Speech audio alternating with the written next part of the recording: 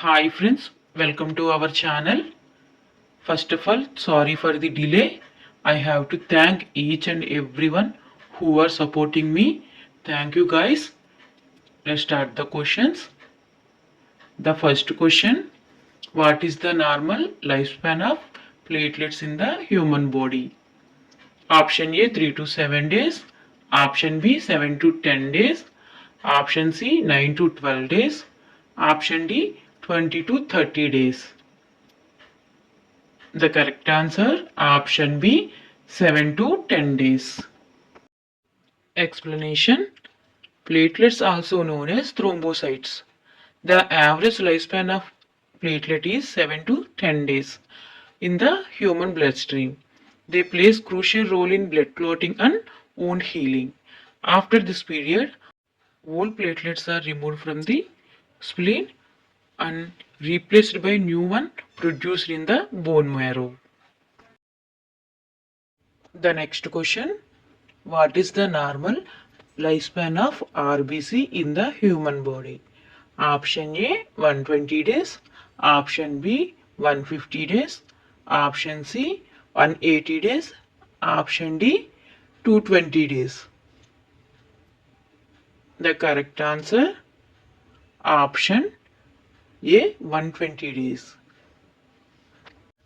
The normal lifespan of red blood cells in the human body is about 120 days. After this period, there are breakdown primarily in the spleen and their components are recycled. RBC plays crucial role in transporting oxygen from the lungs to the rest of the body and returning carbon dioxide to the lungs from the exhalation. The next question, what is the optional temperature that should be maintained in OT? Option A 12 to 18 degrees Celsius, option B 16 to 20 degrees Celsius, option C 21 to 24 degrees Celsius, option D 23 to 27 degrees Celsius. The correct answer, option C 21 to 24 degrees Celsius. Explanation. The optimal temperature for OT is typically 21 to 24 degrees Celsius. This range helps to maintain sterile environment and control bacterial growth and ensuring the comfort of the surgical team while preventing hypothermia in a patient. Proper temperature regulation is crucial for infection control and for maintaining patient hemostasis during surgery. The next question, which type of burn is typically painless? Option A superficial burn, option B first degree burn, option C second degree burn, option D third degree burn. The correct answer, option D third degree burn. Explanation. Third degree burn are typically painless because they destroyed both the dermis and epidermis, including the nerve endings that sense pain. While the damage is severe, the absence of pain is due to the destruction of sensory nerves. Third degree burns require immediate medical attention as they often result in significant tissue damage and complications such as infection and fluid loss are common. The next question, fever with bradycardia commonly seen in which type of disease? Option A dengue, option B filaria, option C malaria, option D typhoid. The correct answer, option D typhoid. Explanation. Fever with bradycardia is a hallmark sign of typhoid fever. In most infection, fever is usually accompanied by increased heart rate. However, in typhoid fever, the heart rate remains usually slow relative to high fever. The next question, what is the largest vein in the human body? Option A pulmonary vein, Option B, superior iliac cava. Option C, femoral vein. Option D, great saphenous vein. The correct answer, option D, great saphenous vein. Explanation. The great saphenous vein is the largest vein in the human body. It runs along the length of the leg from the foot to the groin, and it's used in coronary artery bypass surgeries. While it is not the largest vein, its length and its role in venous circulation, returning blood from the lower limb to the heart. The next question. An increased RBC count is known as option A, leukemia, option B, anemia, option C, polycythemia, option D, thrombocytopenia. The correct answer, option C, polycythemia. Explanation. Polycythemia condition can result from various causes such as chronic lung diseases or bone marrow disorders. The excessive RBC increase the blood viscosity, which can lead to complications like blood clots, stroke or heart attack if not properly managed. The next question. Which of the following conditions is a contraindication for bone marrow examination? Option A, leukemia, option B, anemia, option C, coagulopathy, option D, thrombocytopenia. The correct answer, option C, coagulopathy. Explanation. Coagulopathy is the contraindication for bone marrow examination because it increases the risk of excessive bleeding during and after the procedure. Other conditions such as thrombocytopenia, means low platelet count, may also require carefully consideration. The next question. How much blood can an individual donate during a single blood donation? Option A, 250 ml, option B, 340 ml, option C, 450 ml, option D, 500 ml. The correct answer, option C, 450 ml. Explanation. An individual can donate approximately 450 ml of blood during a single blood donation section. This value is considered safe for adults and is typically the standard amount collected during whole blood donation. The blood can replace this volume relatively quickly, and donation is generally safe when guidelines are followed. The next question. What is the term for the presence of pus in the urine? Option A, polyuria, option B, hematuria, option C, dysuria, option D, pyuria. The correct answer, option D, pyuria. Explanation. Pyuria is the medical term used to describe the presence of pus in the urine, which indicates a possible infection or inflammation in the urinary tract. This condition is commonly associated with urinary tract infections and is characterized by increased number of white blood cells in the urine. The next question.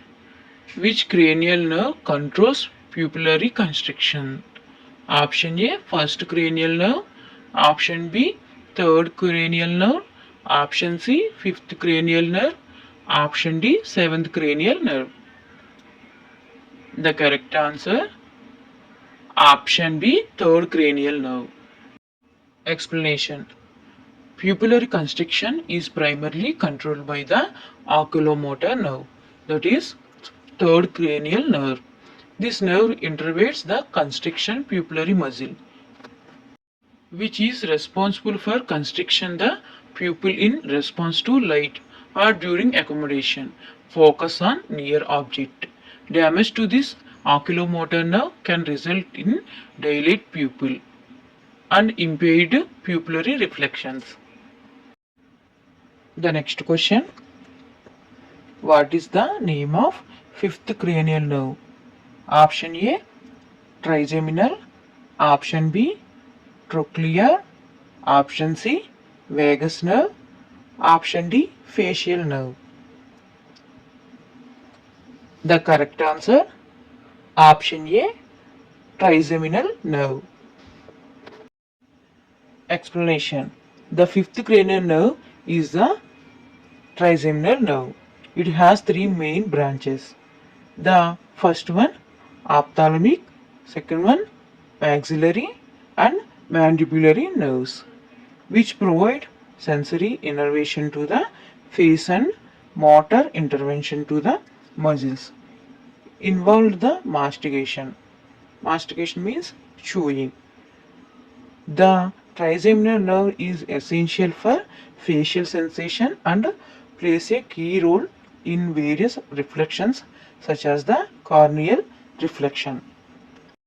The next question, what is the seventh cranial nerve in the human body? Option A, facial nerve. Option B, olfactory nerve. Option C, vagus nerve. Option D, trigeminal nerve.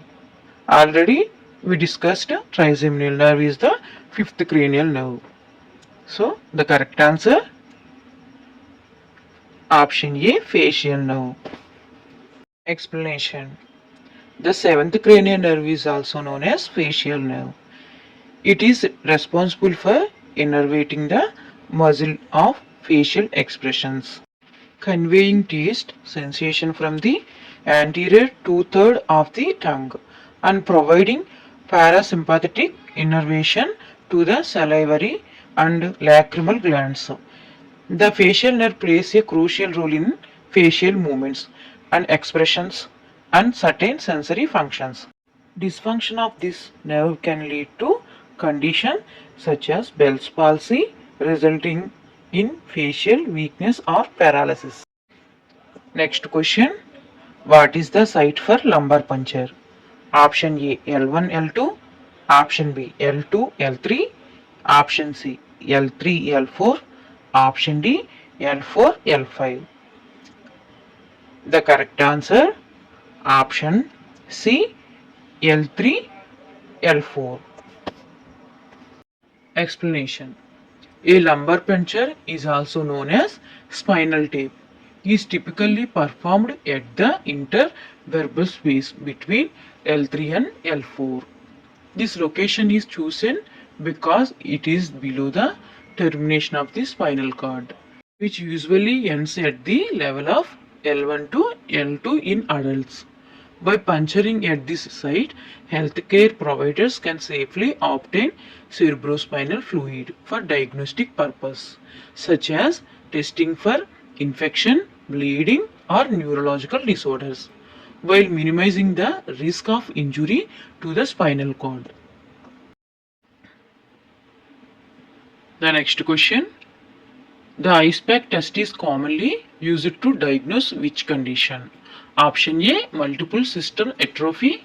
Option B, assessing blood flow. Option C, multiple sclerosis. Option D, myasthenia gravis. The correct answer, option D, myasthenia gravis. Explanation. The IcePack test is primarily used to diagnose myasthenia gravis. Myasthenia gravis is the autoimmune neuromuscular disorder. It is characterized by weakening and rapid fatigue of voluntary muscle. During the test, the IcePack is placed over the eyelid for few minutes. Then the eyelid strength is assessed. If there is significant improvement in eyelid strength after cooling, it suggests the presence of myasthenia gravis. This is due to the fact that cooling can temporarily enhance the function of the neuromuscular junction, providing a diagnostic indication for this disease. The next question, what is the term for paralysis of both upper and lower extremities? Option A, paraplegia. Option B, hemiplegia. Option C, quadriplegia. Option D, monoplegia. The correct answer, option C, quadriplegia. Explanation. Quadriplegia is also known as tetraplegia. It means paralysis of all four limbs, both upper and lower extremities. This condition typically results from damage to the spinal cord or brain, often due to the traumatic injury, diseases, or congenital disorders. Individuals with quadriplegia may experience various degrees of paralysis, of loss of sensation, and impaired motor function, depending on the severity and location of the injury. Treatment and rehabilitation can help to improve quality of life and functional independence. Next question. What is a common treatment for mania in bipolar disorder? Option A, antipsychotic drugs. Option B, antidepressants. Option C, mood stabilizers. Option D, antihistamines. The correct answer, option C, mood stabilizers. Explanation. The primary treatment of mania, especially in the context of bipolar disorder, often including mood stabilizers such as lithium, valproate or lamotrigine. This medication helps to stabilize mood and prevent the extreme high of mania as well as the low of depression. The next question. What is the recommended rate of chest compressions during CPR for adults? Option A, 80 to 120 compressions per 1 minute. Option B, 100 to 120 compressions per 1 minute. Option C, 120 to 140 compression per 1 minute. Option D, 140 to 180 compressions per 1 minute. The correct answer, option B, 100 to 120 compressions for 1 minute. Explanation. The recommended rate of chest compressions during cardiopulmonary resuscitation for adults is 100 to 120 compressions per minute. This rate helps to ensure adequate blood flow to vital organs during a cardiac arrest. It's important to allow complete chest recoil between compressions and to minimize interruption to compression to increase the chance to survival. The next question. What is the recommended depth of chest compressions during CPR in adults? Option A, 1.5 inches, 3.5 centimeters. Option B, 2 inches. Option C, 2.5 inches. Option D, 3 inches in centimeters, 6 centimeters. The correct answer, option B, 2 inches in centimeters, 5 centimeters. Explanation. The recommended depth of chest compressions during cardiopulmonary resuscitation for adults is at least 2 inches. This depth is crucial to effectively compress the heart and generate blood flow to vital organs during cardiac arrest. Compressions should also allow for complete chest recoil between compressions to maximize blood return to the heart. The next question. Inadequate oxygen supply to a newborn at birth is called as option A, fetal distress. Option B, birth asphyxia. Option C, meconium aspiration. Option D, neonatal respiratory distress. The correct answer, option B, birth asphyxia. Explanation. Birth asphyxia is a condition that occurs when a newborn does not receive enough oxygen during the birth process. which can lead to severe complications or death. This can be caused by various factors, including umbilical cord complications, maternal health issues, prolonged labor, and placenta insufficiency. Symptoms may include a low heart rate at birth, weak or absence of breathing, and bluish discoloration of the skin. The next question. The premature separation of the placenta from the uterine wall before delivery is called option A abruptio placenta, option B placenta previa, option C placenta distress, option D ectopic pregnancy. The correct answer option A abruptio placenta. Explanation. Abruptio placenta is also known as placental abruption. It is a serious pregnancy complication where the placenta separates from the uterine wall before the delivery. This condition can lead to significant maternal and fetal mortality and morbidity. The symptoms may include vaginal bleeding, abdominal pain, and uterine contraction. The severity of the condition can vary with mild cases, causing minimal complications, and severe cases posing a risk to both mother and fetus. The next question. Blocking the nerve impulse from the SA node downward is known as option A heart attack, option B heart block, option C atrial fibrillation, option D nerve block. The correct answer option B heart block. Explanation. Heart block occurs when the electrical impulses from the SA node are either delayed or completely blocked as they travel downward through the AV node and into the ventricles. This interruption in the electrical conduction system can cause abnormal heart rhythms and varying degree of severity, ranging from mild to complete heart block, which requires medical intervention like a pacemaker.